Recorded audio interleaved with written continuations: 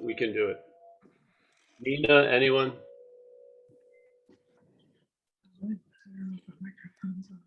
Hey, Paul, it's Mia. Hi. Hey. I found this book, and let me just go get the title. Try using both. And it's lovely. I never knew I had it, but apparently I've had it, and I never ever opened it up until today. And it's called "Be As You Are: The Teachings of Sri Ramana Maharshi," edited by David Godman.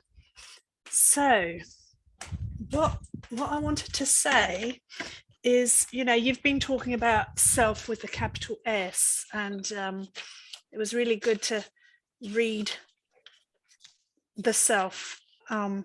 Actually, self with a small s, and then they're speaking of self with a capital S.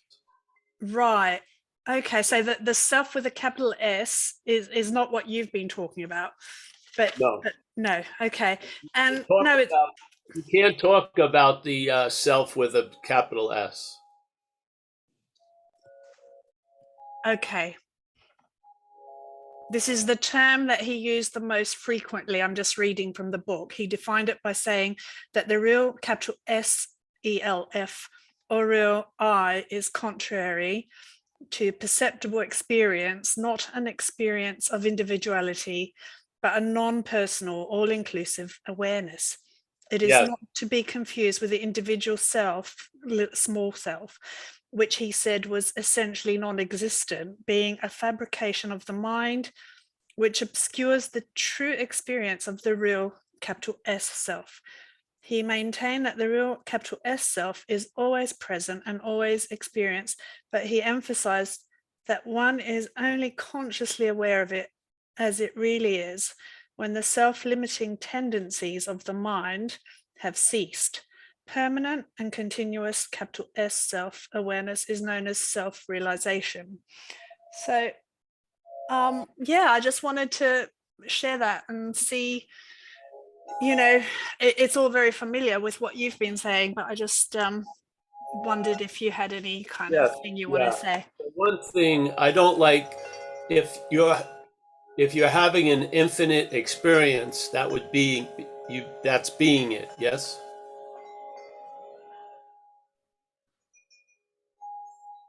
Yeah. In other words, if the experience is constant, that's not an experience. That's being it. Yeah. Do you see? An experience usually has to have an experiencer there. Right. It has to be two aspects. This is being. So, yeah, basically we can end the talk. Yeah. But it's this capital S in his view is that all-encompassing, indescribable, unknowable, and then they give it a title called awareness. Yes. There's the book. Yeah. But the point is, the small s, which is supposedly, as he just said, and he didn't say that, a guy was talking about what he said. Yeah. So the small s seems to be the obscuring agent. Yes. This small idea of self seems to be the obscuring agent, but that can only be true in the dreaming. Yes. So something that's untrue can appear to be true in the dreaming. So the small s in the dreaming seems to be able to obscure the S, the large S. Yeah. In fact, it can't, but in the dreaming, it can seem to. Yes. So in dreaming, there's truths that seem to be true for as long as you live, 70 years. Are they true? No. Yeah. They only seem to have a truth to you in the dream realm, in the dreaming realm. It's a finite little obscuring, yes? So if you wake up, well, the fact is you're awake already. That's the whole point, yeah? What's telling you you're not, or what's telling you you have to be, or what's telling you you were once but you blew it, or what's telling you you're going to be, is not you, yes? You are what you're looking for. Simple as that. So when that becomes a moot point, then the investigation turns to the obscuring agent. It's not, the obscuring agent isn't used to look for the capital S self. Yes? Yes. Because the small s obscuring agent at that very second is the capital S self. This is why you're looking for anything as a thing other than you can be successful. But you, as what you are, looking for what you are, isn't. Yes? The only success it has is when it has completely failed you. And then there's a sudden bammo, and there's a not looking, and then there's a seeing from. Yes. Yeah. So everything has value here, and a lot of it is that it fails us. Yeah. So when it fails us, after you blame something or go through that gymnastics, you're going to realize why things fail to help you escape is because you're trying to get out of an imaginary condition. Yeah. Yes. That's that's the fundamental rub of the invitation of non-duality. Because what arises to say it's the hearer of the message is the obscuring agent that they just spoke about. Yes? So there's the hearing of the message. When the hearing of the message is claimed, and now you're the hearer of the message, you fit the description of the obscuring agent. Yes, and only in the dreaming. Nothing in reality is obscured, obviously. Yes. Yeah. So the point with me when I heard the message, whatever, the novelty of it is it's quite disarming, really, because you realize all the mechanisms of knowing and experiencing and understanding and getting and grokking are the obscuring factors. Yes, that's the act of obscuring the truth of what you are, is by wanting to know it, experience it, understand it, grasp it. Yes, yeah. So when that gets exhausted, which it is, because it's a finite holding of one's breath, so to speak. It's going to let out sooner or later. And when you keep trying to get something that you can't get, it's going to succeed by telling you you can't get it. So you can't lose in a way. Yeah. Because losing has value. Because maybe you'll stop trying to figure it out. And then there you go. That's what we were looking for. Thank you. Great. Yeah. Stop trying to freaking figure it out, or at least see that which is trying to figure out isn't you. That's probably the easier way. Yes. Lovely. Thank you so much. And then that undescribable, and they give a title to it, awareness, will be.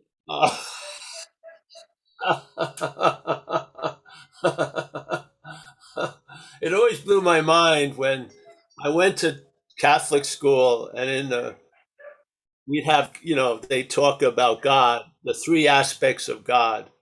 When we were like young kids, and there was three of them. It's all powerful, all knowing, ever present. Yes. Yeah. Yeah. So it always used to flip me out. Why am I not bumping into this? If it's all knowing, what's going on? I bump into kids I don't want to meet, and I can't. Yeah, because you are that. Yeah, it's a description of what you are. How could that be? I don't feel that way. Exactly.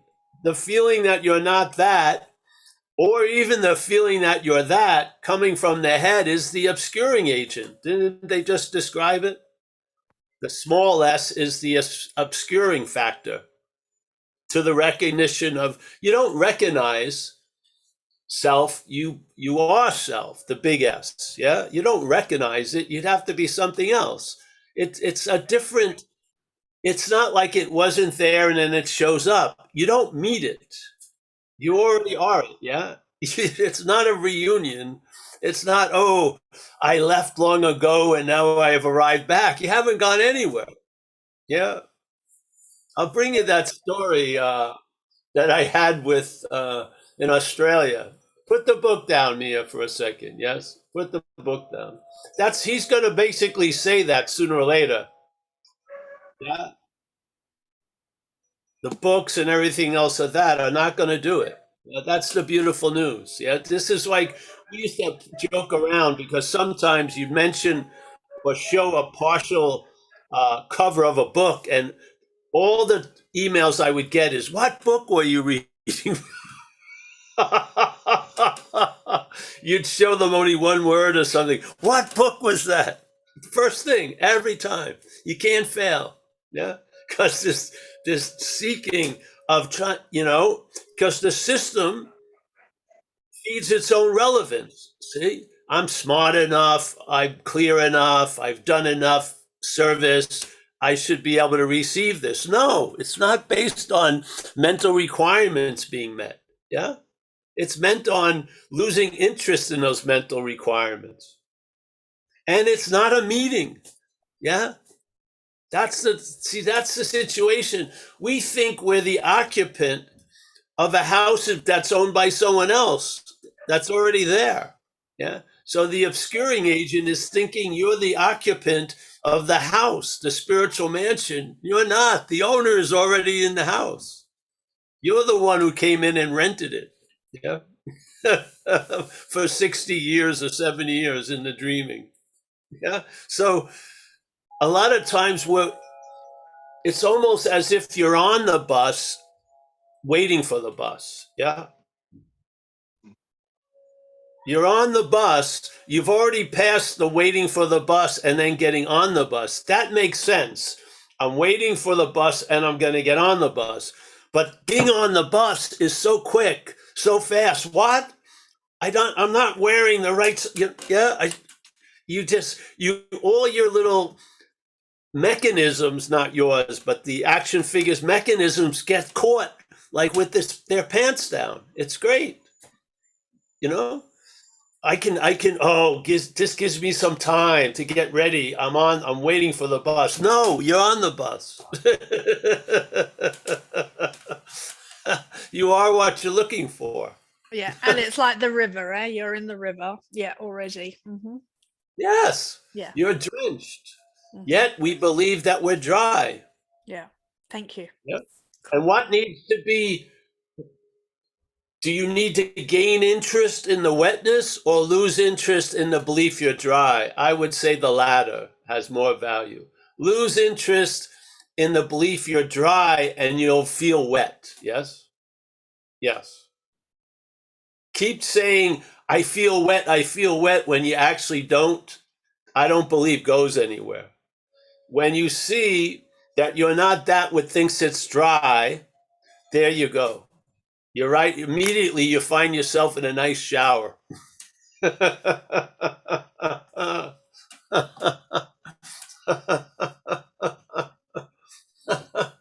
So, yeah, I don't feel that's an experience unless you want to call being an eternal experience. Yeah, you could say that, I feel. But an experience usually has something that's observing or having it. Yes? Yes. In other words, I mean, you could say that well, I don't want to go there now. But yeah, all right. That's okay, hon. Yeah. Yeah, it's the onness, isn't it? Yeah, always. Well, sometimes it's weird to use the honest because it brings about the opposite off, but there's no off in this. So if it's always on, I mean, that's the sense, that's it. Yeah. Yeah. Off and on would cause it to be, that's a pretty good indication when you see something that isn't duality, then you realize the system's nature, the action figure's nature is to see and have an opposite arise. Yes. No So it's opposite. Okay. and then it thinks of that. Yeah. It can't just stop. So you get off that boat. Yeah. So when I was in this, I was in Australia, and I had been going out with a woman. I think there's new people here, so it'll be new for them. I was going out with a woman, and she made me promise us. I thought it was a pretty strange promise, but she says, "I only want you to promise me one thing." I go, "Yeah, all right." You like love me forever, or no, give me all your money when you pass away. No, it says, "I don't want you to pick up a female hitchhiker."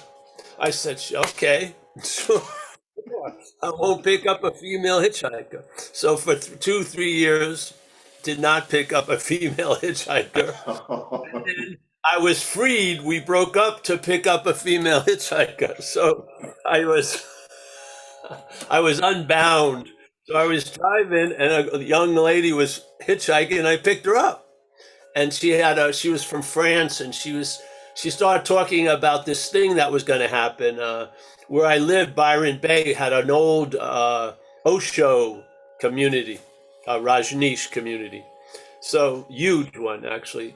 So they were cooking up another retreat that they were going to have, and she was there to go to it. And so I was interested in her and listening to her speak French. So I said, okay, and I let her tell me. And that's where I got the St. Francis statement on the brochure, which the event had nothing to do with, but on the brochure was the St. Francis saying, "What's looking is what you're looking for." It had nothing to do with that, but it was on there, and that stuck, yeah? So I dropped her off, and then I was, oh yeah, this sounds good, but I had a plan to buy my round the world trip ticket. So I called up the travel agent that I was working with, and she says, I said, "I'm thinking about," and she says, "What?" And I talk her about this thing. "Oh, do it," because she had done it in India. "Oh, do it, and you'll go on you'll get the ticket also." So I was seeing it as a either or. She was seeing it inclusively, which is a nice way, yeah. Because I did do this stupid thing, a great thing, and then I went on the round the world trip. So I go there and they interview me. I'm the only person that doesn't know everybody. There's like all these Osho people. I'm the only person, don't know anyone. I sign up, yeah. 8 days. So they had an ability to induce cathartic events. Yeah. So you'd have there would be 3 rows of circles where people were sharing in the morning, and there was people hovering around trying to direct the sharing. And then in the afternoon, they clear the hall, put all these mattresses in. They had a DJ, and then the people that were doing service there and others who had done this in the past were sitting around the room, never saying a word, like holding the space, yeah. So they would induce you would just go off, start crying, go all this shit. So about the 5th day of this, the 6th day, I go into the cathartic thing, and I'm crying and I'm laughing, mostly crying. I can never get back. I can never get back. Basically, the assumption one I left God. I got lost like the prodigal son, but in this case, I can never get back. And I'm crying, I can never get back. Now, in this realm of spiritual seekers, this was looked at as a very high condition. So they took me out of the room, like it was like the numero uno. They brought me out and I'm crying, and they put me outside of this and that. Then after this whole thing was over, a week later, I realized why I can never get back is because I never left. That's what I was missing. I was missing. I never left, and the head just came up with reasons why, and one of them was I can never get back, and then I did this. I didn't give my mother money or whatever. Somehow I had been disqualified from the inherent condition, seemingly. It was so funny because when I went back to share, they had no interest in I had never left. There was very few. And I was looking at this one woman who was very like into me because I was going through all these things. As soon as I told her about on having never left, she lost complete interest in me. Complete interest. Unbelievable. And I was sort of like frozen out in a way. Yeah. Because the whole thing was to get back, yeah, to arrive. And yet, in this case, when you seemingly arrive, it tells you on having never left. So, what do you lose interest in? Arriving. Yes? That's what happens. You lose interest in arriving based on, not because someone told you you got to give up that desire to arrive, but based on having never left. Yeah, it finally dawns on you in some crevice, some unsuspected place. Yeah, but that when the truth hits that, it keeps echoing like an unspoken yes now for years. Yeah, it just reverberates. You don't have to gong the bell or anything. It's just off like this. Yeah, and then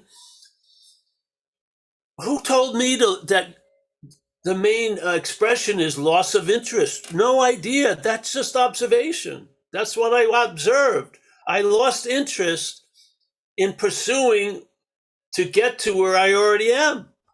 Yeah. And what has me believing I'm not there is more important than the there, really, or the here. It is. Because the here is always here, but there's like a made up here on top of it that we're dwelling in seemingly as this small self. Yes? And in this mental here, it's dominated by yesterday and tomorrow. It is. Basically, and most of our experiences are interpreted from what's not happening. Tell you the truth. Yeah? So I could see in that condition, I want to get back to that which I have an idea is completely different than the way I'm living now. But in fact, that's like a made up fruit on the tree. Yes? It's the obscuring of it. So I hope these satsangs will bring about a disarming, and that which you're hoping to use, there isn't a you, but the you, all the hope in the mechanisms of intellect and understanding and experiencing and developing these qualities, all this, there'll be a lot, you'll realize in this case, they're not valuable. Yes? They actually are a deterrent in a way. Yeah?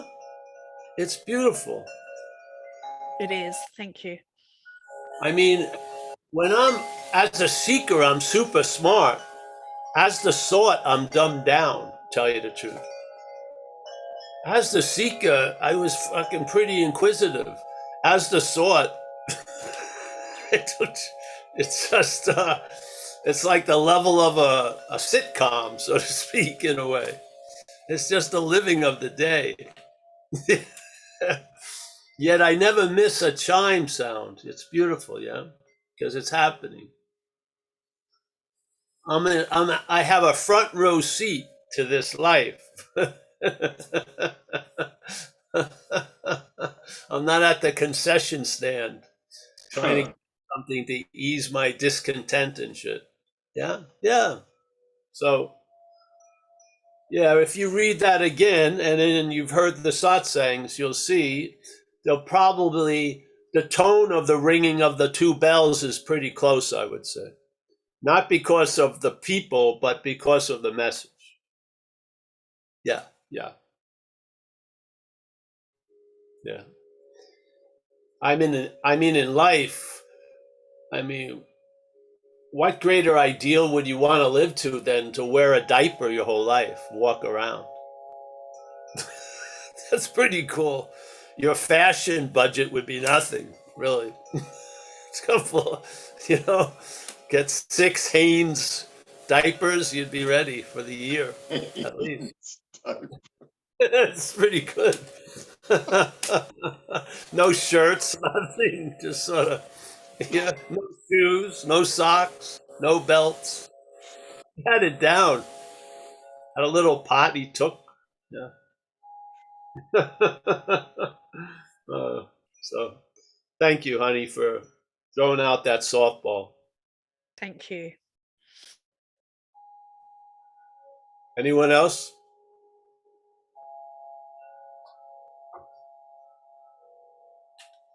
Yeah. First of all, I just want to say, when I was about 10 years old, I remember I was walking down the street with a friend of mine, and I said to him, I said, what if all of this is a dream, and when we're dreaming, it's closer to reality? And he looked at me and he said, what? And I said, I don't know. And I kind of just kept going on with life and being entertained by the small self, right? And I've been seeking the beingness that I really am this whole time, and I love the thing that it was a 5-minute thing that you had done a while ago that really brought me to being able to let go of seeking. And in it, you had said something about entertaining, exploring, and celebrating the beingness, right? That is always present. And when you combine what you've already said today, I'm just curious, like, how do you do that without figuring it out? Because figuring it out don't work for me. I don't know about you, but it don't work for me. So can you explain to us how you entertain, explore, and celebrate without No. figuring it out? No, No. it's just a doing of, or I not don't even know. doing, not even. Doesn't there's not a manual or set of descriptions or step one or anything like that. Yeah. You just let the chips swell, whatever. Not even that. The chips are gonna fall anyway. Mhm. Yeah. So you just see, with this message of non-duality, I came to some final conclusions which I had never arrived at in this life. Yes. It brought me to a point where over time I would say the message of non-duality was the last answer. Yeah, I can't say that about anything else. Yeah, it was the last answer. I'm open to any other new answer coming, but it's basically was the last answer and took it erased the need to have any more answers. Really, yeah. So it got more into really, like we say in recovery, back to basics. So the basic thing is seeing, hearing, feeling, tasting, touching, and then noticing ideas and thoughts and whatever, and intuitions and shit like that. Uh, that's the that's the primary mode of operation for everyone all day. Yeah, but it goes, and along with that, there's a system that will interpret everything. Yeah. And somewhere along the line, I had a sense of being a kid for quite a while. And then I remember, and this, of course, that there was no kid, but we're using this as an imagery. So, so don't get, there was never a, there was never a person. Yes, we know that. We're just trying to express something. So I do remember when I was a kid, I would just be running around like with, and this one time when I was running around naked with this other kid about 3.5 years old, my mother stuck her head out the kitchen window and looked like she was mad at me. And she said, Paul, get in here. So I went in here, and then something got triggered, this idea of self reflection. And then after that, everything I ever did was accompanied by thought. Yeah. So there was some kind of interpretation about this singularity that went with all the experiences now. And then there was a growing of an irritability, restlessness, and a discontent. And when I saw people, I thought they were real people. And when I looked inside, I didn't find anything inside. It was very off putting. So I could see Peter Kennedy. Yeah, that's Peter Kennedy. But when I looked for Paul Hedderman, I didn't see anyone. Yeah. It's very trippy. So the head came up with an incredible song and dance to keep everyone off me for a while. It lasted to about 7th grade, but then it started to collapse. But this being under it for so long, when I heard certain information, it became super clear that there's an interpretation of life going on, while not at the same moment, obviously, but right after it, the living of life is going on. Yeah. And somehow I feel like when I was a young kid, I was rooted in the living of life. And as I got older, I was replanted in the interpretation of life. So instead of life's happening, it was life's happening to me. Yes. And it was, oh man, it drove early on I had a drive to get out of it. Yeah. On that fundamental mistake of believing that you're in something that you're not, and then the drive to get out. There was no looking at the reality of the in. I wanted out. Yes, that's all. So 12, 13, I got introduced to alcohol and drugs, and I just went off. Yeah, just went off. And then over time, in hindsight, I realized that at some point, it became clear that I was willing to pay any consequence tomorrow not to feel uncomfortable now. And I believed I was uncomfortable. The head was very active. And when I looked in, I didn't see anybody. I didn't have a foundation to stand on. Yes, so there was a lot of yapping. Yes. And then it just led to where it led. And so when I heard non-duality, it brought uh, a lot of things to an end, which was great. Yeah, yeah. So I knew one day in a tent in where Ramana lived at a satsang that I was never going to ask another question. I just knew it. And I never did because it was obvious that I can't get it. Yeah, it was great. It was put to rest. It never even smoked again. It never even, not even a small ember. It just was out. And I kept having these things occur where things that I took to be like the river of life would dry up. They would, and it would be over. Yeah. And we capture it in AA called being convinced. Yeah. So there was a lot of coming to a dead end and not thinking it was an escape route. Yeah. It was just coming to a dead end and giving up, really. And it wasn't about having the action figure change. It was seeing it's not me. Yeah. I'm not trying to reach equanimity. I'm not trying to not judge. I'm not trying any of that shit. Yeah. I see it's impossible. What I see is I've lost interest in the idea it's me judging and me trying to get out of things and me. That's where I found the true release valve is right there. Yeah. So the head judges has its own little activity going on, but like if you could see its life as this zoom, it would be not even one of the squares. Yeah. And in the zoom, all there's 12 squares in this one page. It's one big square. Yes. So yeah. So now the head had let's say 7 squares. Yeah. And then the other 5 were only seen as how it pertained to the other 7 squares. Now there's been a loss of interest in it all, sufficient enough to have that sense of living again. Yeah. As the basis of this life, not the interpretation. Yeah. So to me, that's we use the term traveling lighter. Yeah. Basically. To capture all that.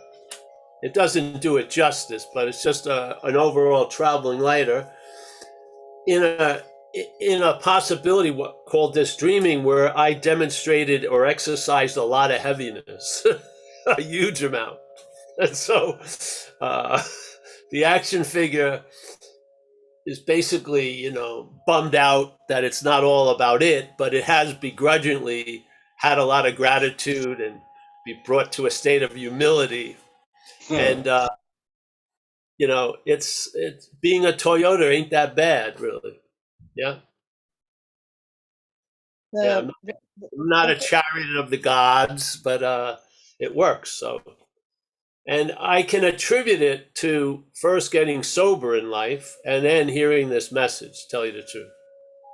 Yeah. Now the message was what is about what's always there before, and in the after, it was necessary for this person to get sober. It just was. Yeah. I was. I had the head's desire to manage kept leading me to having to be managed by others. Like the state or programs. Yes. Yeah. the Yeah. first thing you said was no, you can't explain it. And the thought that came to me was stop entertaining, exploring, and celebrating that which I am not, and just be. And I guess if my head Don't wants be to the like one. it, it Just likes don't that. be the one, though. See, honey, it's easier. Just don't be the one that's exploring the self that you're not. It's just instead of having the parade on Fifth Avenue, it has it in some back alley. That's all. It doesn't cause a lot of commotion and life stops and there's traffic. No, it just does its little thing. You know. That's been my feel. It hasn't gone anywhere. It just keeps appearing, but it's uh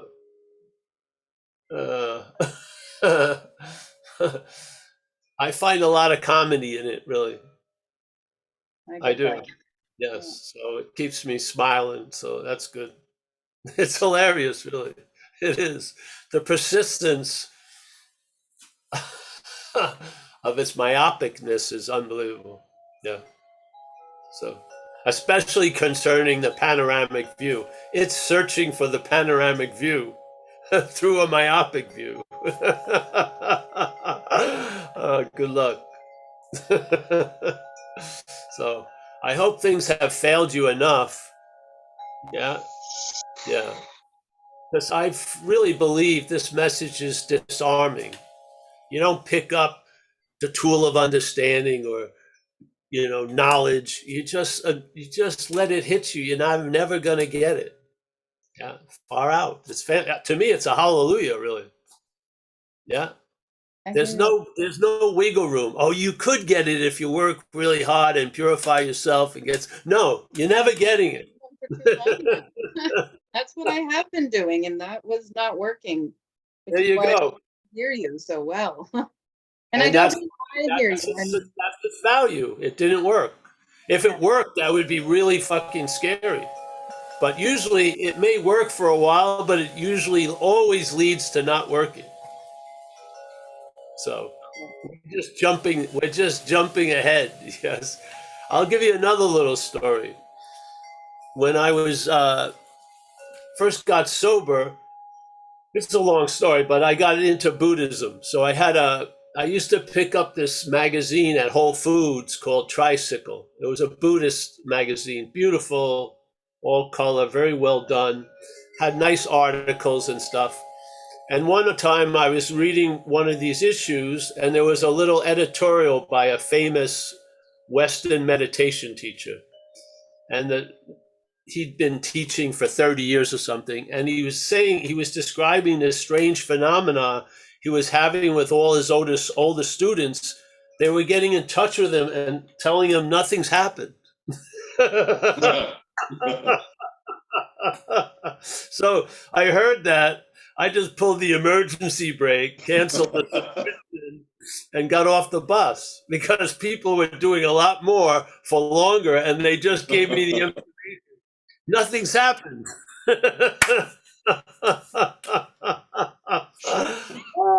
So yeah, we're just hoping this plays the role of yeah, yeah. Don't you feel it? Most people that are seeking, it goes along with a non-acceptance in a sense. There's something that there's a belief about them held by the head that they're obviously just not enough. Yeah, obviously, and that they've gotta they gotta do a lot better, feel a lot better, be a lot better, get a lot better. Yeah, isn't it? And there's some value in that, but then something co-opts it and uses as a vehicle of addiction, and then they're just off. Yeah, they just get carried away. And there's no committee in spirituality. There's no committee where you have to send your going on your 30th retreat request to a committee and they either yay or nay it. And if they reviewed, hey, this guy's been on 29 retreats, let's cancel this. Yeah, it's obviously not working. Let's cancel this retreat. But no, yeah, it just keeps on going. And like in addiction, at least there's interventions, after a while, either the cops intervene or your family. There's something's going to stop you from doing it sooner or later for many of us.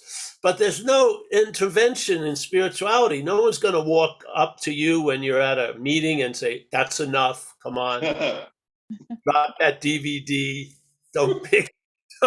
No, it's just going to go on and on and on and on and on. Yeah. It wouldn't matter if you did try to intervene. I know when I was seeking, it didn't matter if you tried to tell me to stop seeking. I wouldn't understand that. But not. Well, seeking, that's the same thing with drinking. What they do is they put you away. We don't have a 28-day spiritual rehab. Probably would be good. No videos. No morning yoga, nothing. Just sit with your ordinariness for a while. It won't kill you. Know what they did in this retreat, which was really cool, this thing in Australia? They took us to Walmart on like the 5th day or the 6th day. We went to Walmart. And my experience there was the place was packed, yet completely empty. It was wild. Yeah. They had tons of shit there. Yet it was a very, very interesting little trick bringing us there because I could see every bit of space was packed, yet it was completely empty. Yeah, it was cool.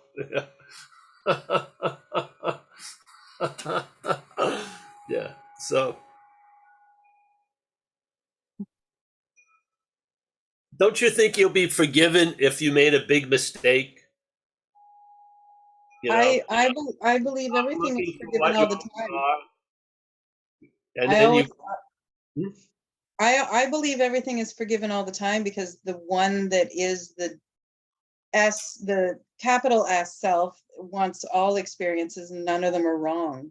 Yeah, there you go. But let's just say as an image, you had to go up to the big man in the sky and he told you then you were wrong, but you're forgiven. So you might as well be relaxed now. Be it wrong or right. Yeah. Isn't it nice just to fucking give up the ghost? Wow.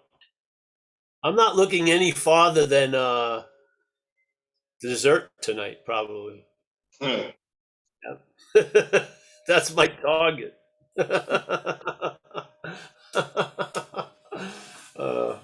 Well, just keep coming back, honey, if you like. It's a pleasure to meet you. Yeah. Yeah. Hey, Paul, it's Nina. Nina. So, all right. So the thing that I'm not appearing real. It is funny. It is funny. It does amuse me. But it also, I really feel like I'm bouncing off the walls, like banging into things. Like one thing that you've said, and I don't know why, but I take a lot of what you say to heart. So when you say tell the truth, like I hear it, I took that as like very seriously in the sense that I didn't even know what I was feeling most of the time because literally I don't want to feel that feeling. So I'm like not feeling what's happening. Do you know what I mean? And then later I'm all whacked out because I wasn't where I am, because what I'm not wants to shut down what's going on. It has an opinion that I can't stand it. It's not okay to just feel whatever. Anyway, that's all. I'm going to let you talk about it because I think you get. Well, the thing is, things don't appear real, but to us, yeah. They don't have the ability to appear real. They appear real to reality, which is us. Yes? Yeah.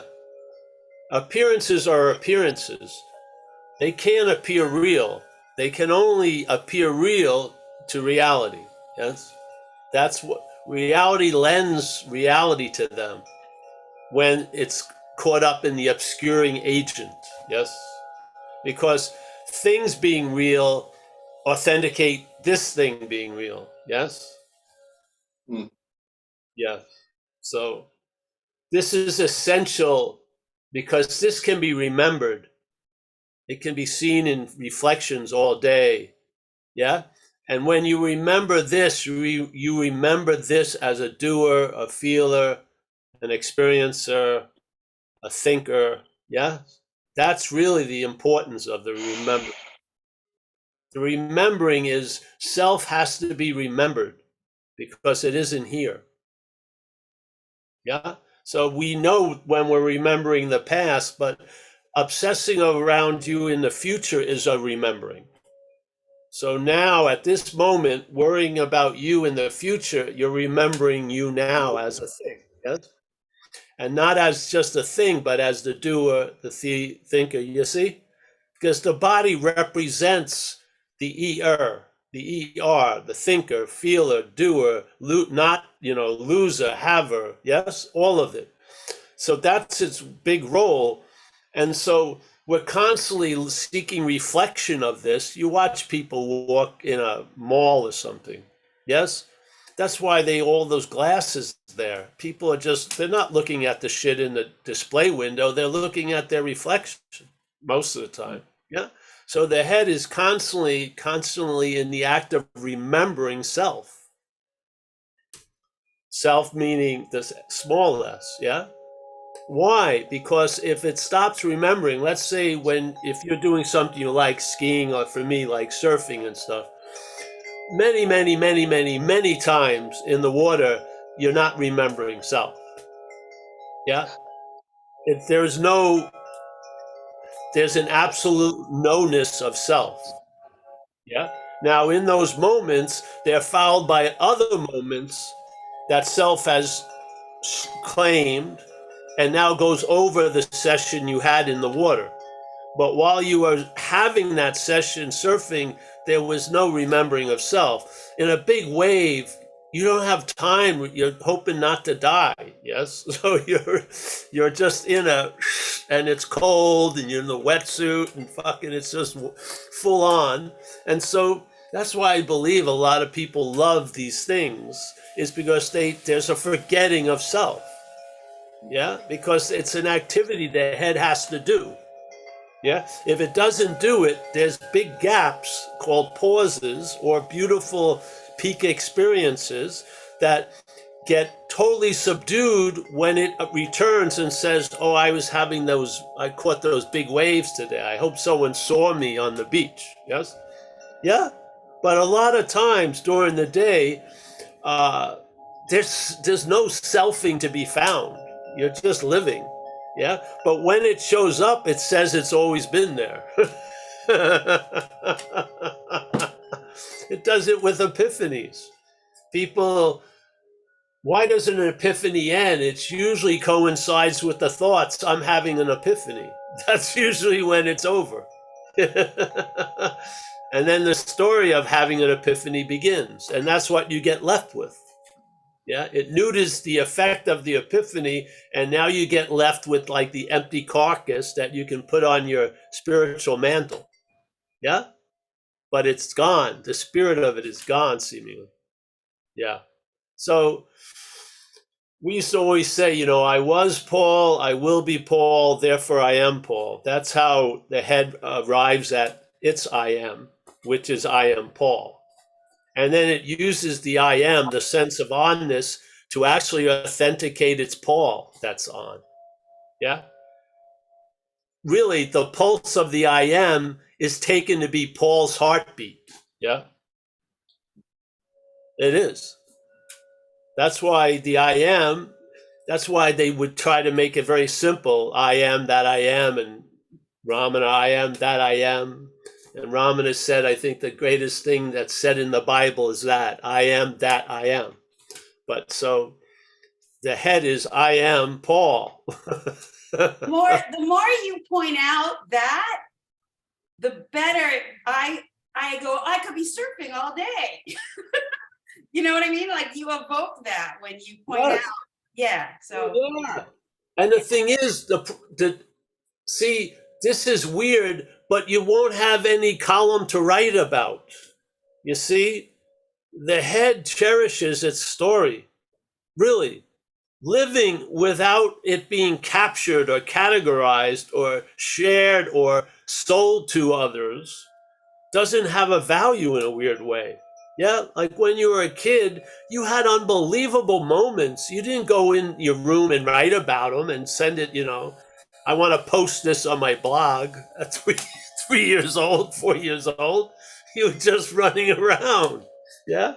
You didn't, now it's so, for some of us, it's so infrequent, we make a huge deal.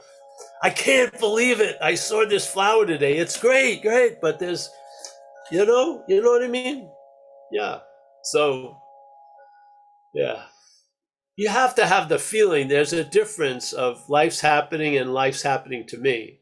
And you've had a sense of both of those, yeah? yeah. One's sort of alive.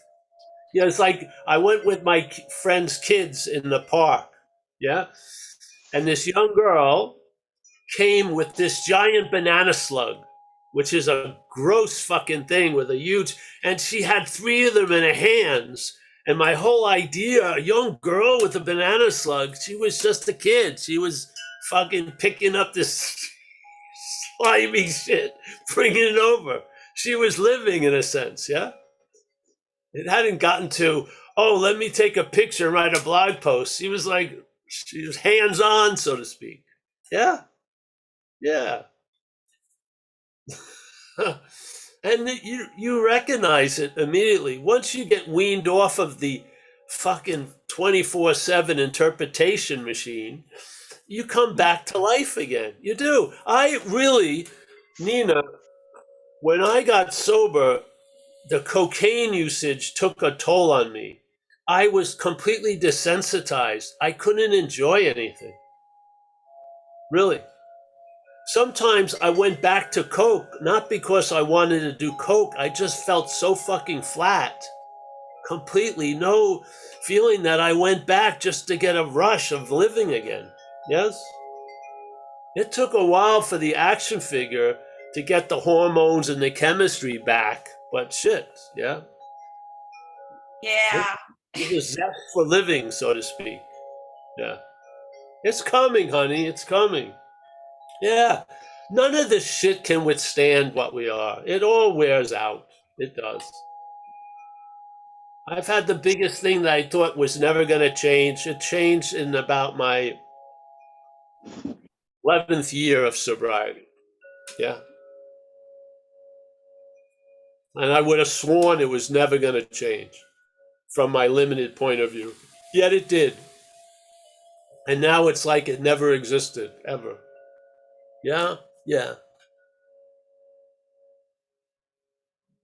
This life is but a dream. Merrily, merrily, merrily, merrily. Yes? We're missing out on the merrily, merrily, merrily, merrily. There's not enough of the merrilies, I think. If people ask me, what do you do for fun? Or what's a hobby? I'll be like, hobbies? Fun? Oh, yeah. You're going to pick up a lot of stuff, man. You could. And again, it's art for art's sake, really. Yeah. Do you think Amelia really is interested in a 1950 Chevy pickup? Not really, She just amuses me. She does because of the us, you know. And I do the same with her. There's certain things I'm not interested in, but if she's interested in it, I'm interested in that. Yeah. But hey.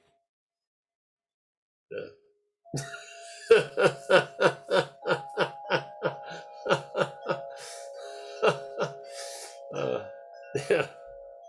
Nice to see you, Nina. Yeah, yeah. All the seeming damage will be undone. It will. And if it isn't, it's being put to probably a good use, really. Sometimes you don't want to be completely sane, or you won't be able to speak to the insane folk. You need a little insanity to have a little simpatico action.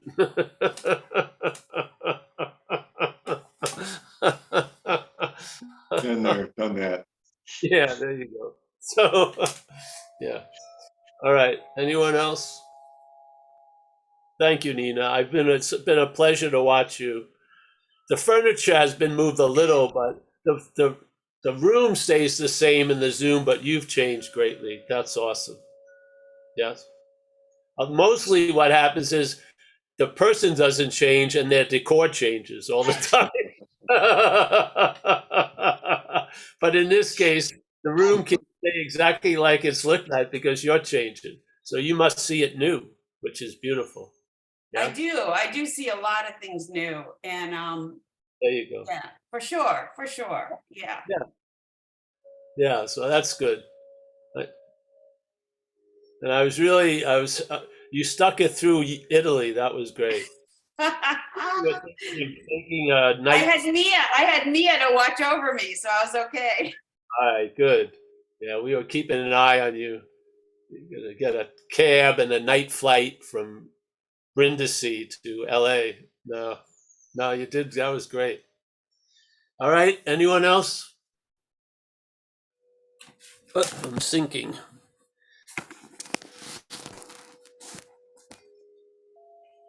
No? Who's running the show here today? Michael Stacy. He saved me once again. He may have left already. Well, oh, there he is. Say, hey, what time? Let's see what time it is. Oh, we went overtime. Let me say goodbye. Oh, there's Lisa. Nice to see Lisa. How are you, honey? All's well? It's great. And I love what you were just saying to Nina. It's so interesting because when a good bit of a flip happened here and I started traveling lighter, there was a lot of flatness.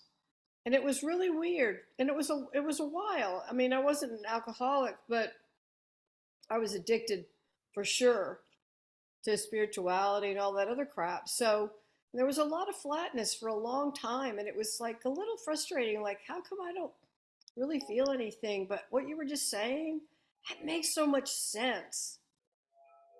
When you Yeah. slowly come back alive again from all that. You can get inspired by plants. Do you know what I mean? Absolutely. You think they're dead and then they resurrect. It's amazing. Happens a lot here. Yeah. So, yeah, that's been the experience. I went through a lot of deadening of the whole system, and getting run over twice didn't help. And the zest of living was brought back for sure. Pretty good. Yeah. Most of my life, I wanted to get out of here. Now I realize I can't get out. So, yeah, It's good stuff, 'cause Paul. I'm not in. What? So, yeah, nice to see you, Welcome. Lisa. Thank you. I love you so much. And Well, everybody thank you. too. Yeah, you're awesome, Lisa. Thank you. If we ever built a church, you would be the cornerstone. That's for sure. One of them. Maybe Zoe and Kelly in there too. Yeah. Yeah. Damn straight. There you go. Yes. Yeah. So it's great, man. I appreciate everybody here. Jack G, I'm happy to see. He's gotten much light. He's lost some weight there. All right, let's see. Kerry, as always, thank you, my friend. Kerry is a reliable character. I met him and I've never unmet him. Yeah, it's very cool. He's a trickster though. You gotta watch. He's yes. I keep him in the corner of my eye. All right, we got Stuart from Oz. Nice to see you, Stuart. We got Michael S. You doing well, Mike? Great, thank you. Oh, another Thank Mike. Oh, Michael S. and another Mike. Michael Stamps, I think. How you doing? All right?